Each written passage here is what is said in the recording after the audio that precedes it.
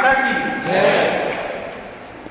सर्वप्रथम तो आप सब भारत स्काउट गाइड के कार्यक्रम में पधारे सम्मानीय शिक्षक गणों का हार्दिक स्वागत अभिनंदन है, क्योंकि कोई भी संस्था की मूल नींव होती है वहाँ पर उपस्थित होने वाले लोग। और हमें बड़े गर्व के साथ ये कहने में आता है कि हमें वो श्रेष्ठ लोग मिले हैं जिन्होंने अपने आप में एक कॉम्पिटिशन एग्ज़ाम दिया है, अपने स्तर पर पढ़ाई करी है और शिक्षा के क्षेत्र को चुना है। और उस क्षेत्र को चुनने के बाद भी आपकी मजबूत स्थितियों और आपकी मजबूत पढ़ाई जिसने आपको एक अच्छे कंपटीशन एग्ज़ाम में बिठाया। उस एग्ज़ाम में लाखों विद्यार्थियों ने एग्ज़ाम दी होगी जब आपने आपके चयन के लिए विद्यार्थी बने थे।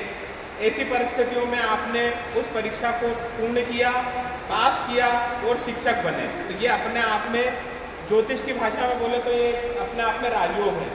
भाई सरकारी नौकरी मिलना अपने आप में राजयोग की श्रेणी में आता है। तो कहीं ना कहीं राजयोग छोटा हो बड़ा हो जैसा भी है, पर आपका भी राजयोग है क्योंकि आप सरकार के एक अभिन्न अंग हो। दूसरी बात, सरकार का भी वो अभिन्न अंग, जब हम सरकारों में बात करते हैं कि भारत सरकार, मध्य सरकार, तो सरकार के कई सारे कर्मचारी दिखते हैं हमें। कोई पुलिस के रूप में दिखता है, कोई PWD के अधिकारी के रूप में दिखता है, कोई आबकारी के अधिकारी के रूप में दिखता है, कोई हमारे जैसे नेताओं के रूप में दिखते हैं। और इन सब नेताओं, अधिकारी, कर्मचारी और जुडिशरी और सबको सम्मिलित कर लो तो उस बीच में मैं हमेशा एक बात कहता हूँ कि जितने कर्मचारियों को सरकार से जुड़े लोग हैं उन सब के कहीं ना कहीं लोकायुक्त के प्रकरण बनते हैं और भ्रष्टाचार में कोई ना कोई पकड़ में आता ही आता है। लेकिन एकमात्र ऐसा विभाग है जो शिक्षा विभाग, जिसके ऊपर भारत सरकार भी स्वयं भरोसा करती है और वो खुद उसका सर्टिफिकेट देती है कि आप सब बड़े ईमानदार लोग हैं। आप बताओ, केवल आपकी 2-3 विभाग छोड़ दो तो एजुकेशन विभाग में भी आदमी कहाँ बिगड़ जाता है। यदि DO कार्यालय में है, BO कार्यालय में है, JD कार्यालय में है या उससे ऊपर स्तरीय कार्यालय में है, तो कभी कभार 2-4 कोई प्रकरण अगर भ्रष्टाचार के और लेन देन के बने भी होंगे तो वो उस स्तर के लोगों के बने होंगे। लेकिन जिस स्तर पर आप काम कर रहे हो, शाला के स्तर पर, उस शाला के स्तर पर कोई भी शिक्षक कभी बेईमानी नहीं करता और उनके कोई प्रकरण नहीं बनते। तो ये अपने आप में एक सबूत है कि शिक्षा विभाग में आज भी ईमानदारी जिंदा है। और वो ईमानदारी यदि जिंदा है तो वो आप सब लोगों के दम के कारण जिंदा है। दूसरी बात, आप नोट करना कि यदि हर परिस्थितियों में भारत सरकार को कोई ऐसा काम जिसमें मैपिंग कराना हो, उनको चेक कराना हो या देखना हो कि इस काम में कोई गड़बड़ी नहीं रहना चाहिए या कोई तकलीफ वाला काम नहीं होना चाहिए सरकारों के लिए, तो वो मजबूत काम भी भारत सरकार आपके हाथ में देती है। सिर्फ 2 बड़े काम हैं। भारत का निर्वाचन का काम, जिसमें आपको नेताओं को चुनना रहता है, जनप्रतिनिधियों को चुनना रहता है और चुनाव कराना रहता है, उसकी भी मजबूत जवाबदारी आपके कंधों पर होती है। और दूसरी, भारत के सेंसस की जनगणना कराने का, क्योंकि ये भी एक महत्वपूर्ण काम है, क्योंकि आने वाले वर्षों में 5-10 साल की, हर 10 सालों में जनगणना होती है।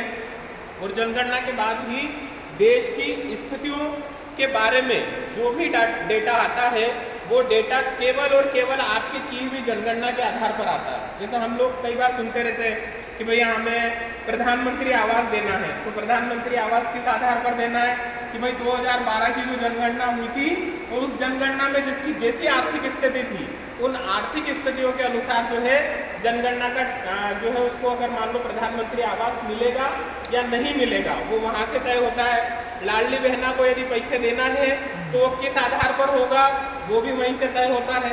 तो सरकार की जितनी समस्त योजनाएं हैं उन योजनाओं को लागू करने वाली चीज की जो मूलभूत आधार स्तंभ यदि कोई तय करता है तो वो शिक्षक तय करते हैं।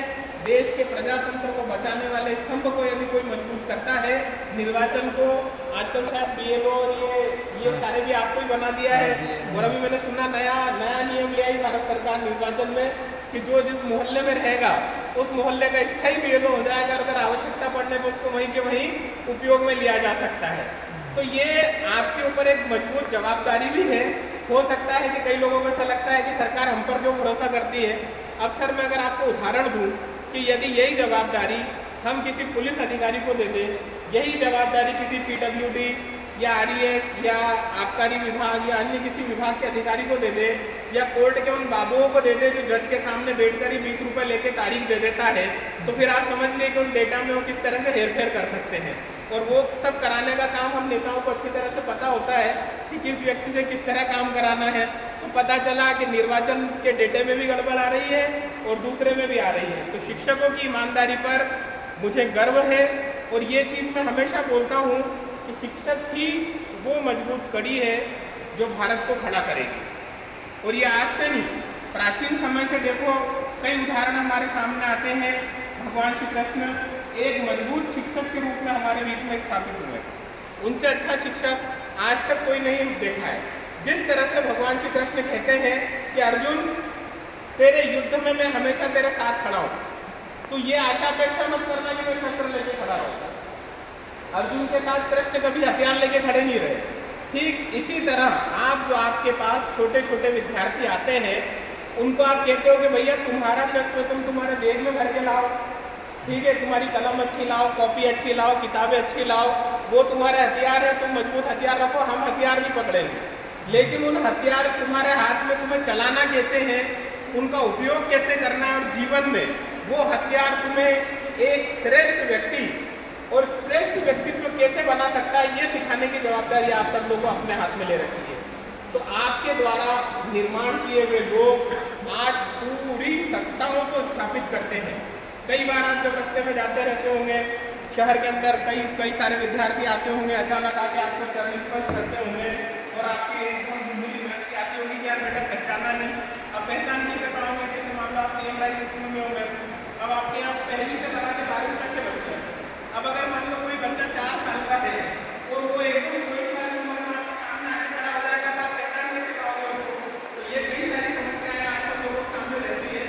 और वो बच्चा आगे बोलता है सर आज मैं खाना प्रभारी बन गया हूँ, सर मैं SDM बन गया हूँ, या सर मैं शहर का एक बिजनेस का बड़ा टाइकून हूँ। तो ये वो एक पल आपके लिए गर्व का एहसास होता है जिसमें आपको ऐसा लगता है कि फिल्म का डायलॉग है, कभी कभी हमको लगता है कि अपनी भगवान ऐसी फीलिंग आती है कि भैया देखो आज हम सृष्टि में इतने अच्छे चीज और इतने अच्छे लोगों को निर्माण कर सकते हैं। तो निश्चित रूप से आपके हाथ में जो निर्माण की कड़ी है वो ईश्वर का आपको दिया हुआ आशीर्वाद है, क्योंकि आपके अंदर ज्ञान की कोई कमी नहीं है भाई, प्रतिभा की कोई कमी नहीं है। कई लोगों को हमने देखा है जो कई सारी फील्ड में होते हैं, बस ये अवसर वाली बात है कि आपने कंपटीशन एग्जाम दी और आप शिक्षक बन गए। हो सकता कि आप UPSC और अन्य एग्जाम भी देते और वो भी क्लियर कर लेते, क्योंकि सब जगह मेहनत होती है। और जो बेसिक इन अधिकारी बनने के लिए या अन्य कोई सर्विसेज के लिए आपको रिक्वायरमेंट की आवश्यकता होती है, वो रिक्वायरमेंट आप सबके अंदर है। बस उसमें ये है कि थोड़ा बहुत अध्ययन करने का अंतर रहता है, कौन कितनी मेहनत कर रहा है और कितनी मेहनत के बाद अपने परिणामों को सुनिश्चित कर रहा है। तो निश्चित रूप से आप श्रेष्ठ लोग हैं, आपके द्वारा किए गए कार्य श्रेष्ठ हैं। अब मैं आता हूं मेरे मूल विषय पर। अब मूल विषय ये है कि हम भारत स्काउट गाइड जिला संघ मंदसौर के ब्लॉक मंदसौर के प्रथम सोपान है ना, बिगिनर, अच्छा मतलब स्टार्ट ही है। तो आपका पहला यहाँ पर प्रशिक्षण वर्ग है। अब मैं आप लोगों से विनम्र अनुरोध करूँगा कि भारत स्काउट गाइड संस्था के माध्यम से जिस तरह से आप एकेडमिक एक्टिविटी के माध्यम से बच्चों में किताबों के प्रति, अध्ययन के प्रति उनका ज्ञान अर्जित करवा रहे हैं, बस उससे थोड़ी सी एक स्टेप आगे और उन बच्चों को आपको ले जाना है। और जब मैंने यहाँ पर सब लोगों से परिचय किया तो परिचय में